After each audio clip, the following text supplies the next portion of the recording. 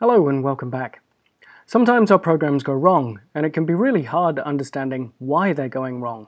What's causing the output from the program to be something other than what we expect, or the behavior to differ from what we think it should do.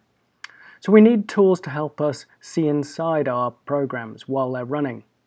Sometimes print statements are a really good way to do this. We can add print statements to our program to help see where the program's up to and what values are what.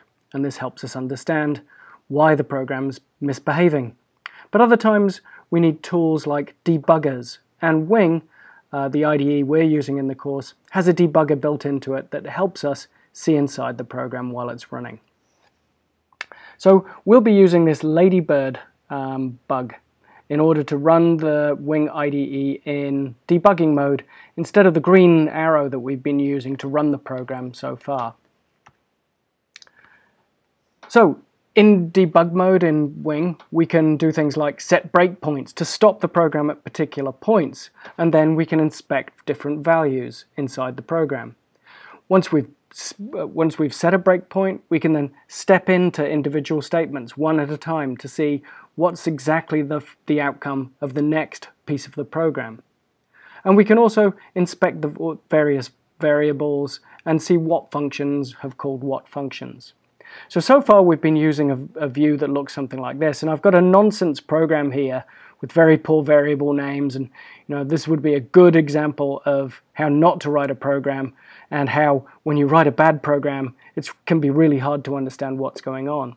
So anyway, we've got this nonsense program here, and we've got the shell as you've seen before down below. But we've also got other panes that we have accessible to us, and there's a tiny dot at the side that we can use to drag in other panes.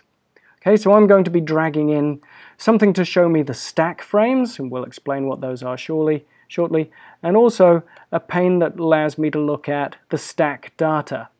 Okay, so I've got my stack frames, and the stack frames show me what function has called what function has called what function. Okay, and stack data shows me the values associated with the functions as they get called. Just to repeat myself though, it's worth remembering that print statements can provide really well-targeted information. If we think a problem lies at a particular spot, we can also use print statements to gain access to some of this. Okay, so what's a stack? Well, a stack is a simple data structure. It's a LIFO data structure, meaning last in, first out. And it's a structure we use an awful lot in computer science. It's also the structure that the Python engine uses to keep track of what function has called what function has called what function, and where does the Python engine go to when a function returns. So you can think of a stack as a stack of plates, last in, first out. When you put a series of plates on top of one another, which one comes off first? It's the last one on. So the structure is LIFO, last in, first out. You always take the top plate off the stack of plates. So the operations we have on stacks, we can push an item onto a stack, that's putting a new plate onto the top if you like. We can pop an item off the stack, which is removing a plate off the top. And isEmpty is an important method that allows us to determine whether any particular stack is empty or not. Okay. So, as you know, in a program like this, we've got this func1, func2, and main, and then an invocation of main. So we know that when the Python engine runs this program, it's going to define these three functions, then call main, and on calling main, it's going to do all of the stuff contained, the series of statements contained inside the main function. But in starting to execute main, we also know that Python has kept track of where does it go to once the invocation of main has completed. Once it's done all of the statements contained in main, it's going to carry on doing its execution right here at this line 15, because it's finished with 14 and it's on to 15. Okay? So Python always keeps track of the return address. Where do you go to when the invocation of a particular function is finished? So when Python calls main, it pushes something called a stack frame onto the stack. And that stack frame records all of the local variable information for that function, and it records the values and references for all of the parameters defined by the function. Okay, so main gets pushed onto the stack, and it records the parameter values, the local variables, and the return address, i.e. where do we go to when main finishes. And main will define a local variable for main thing, so we'll see that appear on the stack frame for main. And then main needs to make an assignment to x, but in order to determine what that value should be, it has to call func1. So at that point, it's going to push a new stack frame onto the set of stacks for func1. And that stack frame will record where do we return to. Where we return to is this assignment statement. Where do we return to? What are the values of the parameters? And what are the local variables associated with this function? Okay, so we're going to see these things getting built up as we execute this program. So I'm going to put a breakpoint right here, and all I've done is click with the left-hand mouse button right in the margin there. So I'm saying, go off and define these functions, and then when you get to statement 14, the statement at line 14, just pause there. And I'll use the ladybird in order to start this debugging execution of the program. So off it goes, and we've reached line 14. What we see on the stack frames is that there's only one stack frame currently in action, and that's for main. Okay, and we can see down here a set of global variables, none of which are particularly interesting at the moment, and a set of local variables. I'm going to make this a little bit larger so we can see it. But these things beginning with dunder, they're generally things that you'll learn more about later in the course, but they're things automatically defined for us generally. Or there's a set of them that are automatically defined. Now what I'm going to ask is to step into the current execution point. So I'm going to use this little purple arrow that points down at the end. And that's going to step into this function. So it hasn't started executing main, but it's about to do so. And here we go. We see now we've got a new stack frame on here. Strangely enough, Wing shows our stacks growing from the top downwards. Okay, so it's like an upside down stack of plates, if you like. So we're now in main, and we're at the statement main thing equals howdy. And over here we can see our locals. Well, as yet there aren't any, because we haven't got round to doing this statement at line 10 yet. We're about to do it. So if we step into this execution point, we'll see we go to the next statement, and having executed main thing equals howdy, we see down here we've got a local variable that says main thing, and its value is howdy. We're about to execute this statement. So we're about to make an execution to x, but in order to determine what the value of x is, we've got to call func1.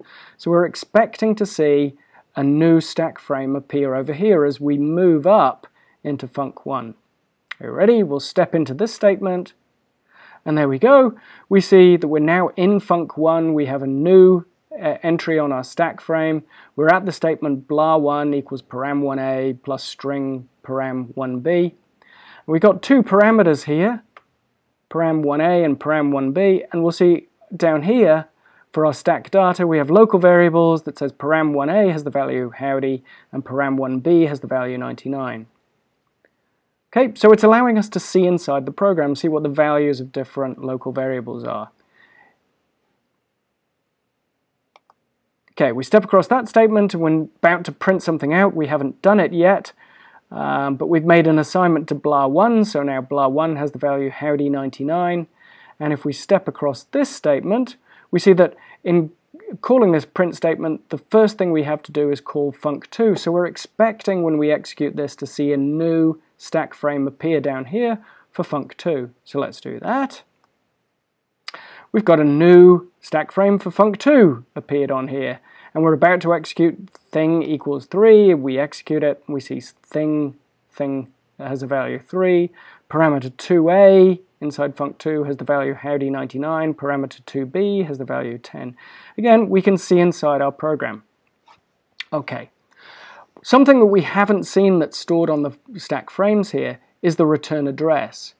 But Python has kept track on this stack of the fact that when it returns from func2, it's going to return to this statement 3. So let's do that. We'll step into this function, and it's just paused there. It's drawn the little line saying we're returning thing -1. It hasn't actually popped the stack frame off, but if I click step over again, we'll see we return to this statement.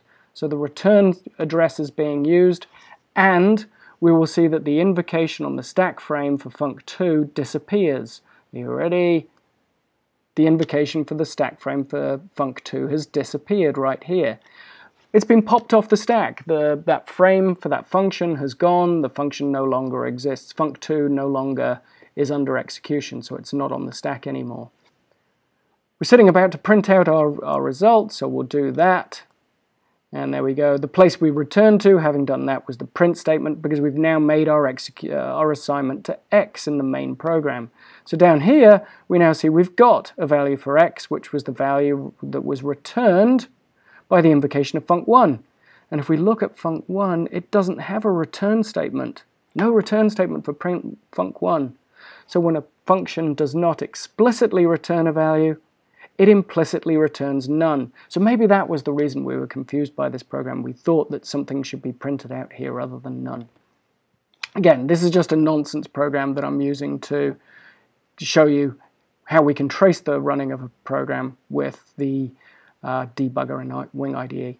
Okay, so if we step over this print statement, we expect to see the stack frame for main to disappear. So let's do it. We'll do it in 2 stages. That's 1, that's 2. The invocation for main has now completed, and we've returned to the place that we always knew we'd return to, but that was managed by the stacks on the runtime stack. The last thing to do is to print out all done, stack empty. So let's step into that one, and we're all done, stack empty once more, and the program has finished. No more stack data to look at. Okay. So we've just seen a demo of the Wing IDE debugger. It can be really useful. It helps you look inside your program while it's running, but there's no substitute for thinking. Think really hard about your programs, why they're misbehaving, and print statements are a very good way. Well-placed print statements are a very good way to just check that the variables that you're thinking of have the values that you think they should, and the program is actually reaching the parts of the program that you think it should be reaching. Okay, thanks a lot.